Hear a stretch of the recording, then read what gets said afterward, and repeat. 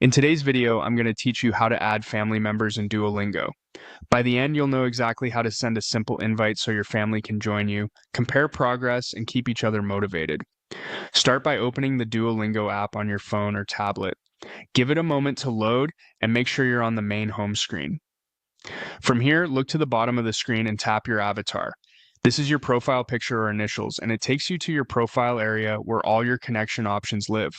On your profile, find and tap Add friends. This is where Duolingo organizes ways to connect with people you know. It's not just for friends, it works perfectly for family members too, because the app treats all connections the same way. Next, tap Invite Friends. This opens your device's sharing panel. Duolingo creates a unique invite link for you, and your phone lets you choose how to send it. You'll see familiar options so you can use whatever your family prefers.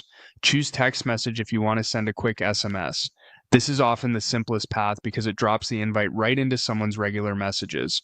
If you'd rather share another way, pick one of the options you see in your share sheet, maybe your browser, a social app you both use, or a nearby sharing option like Quick Share on compatible devices.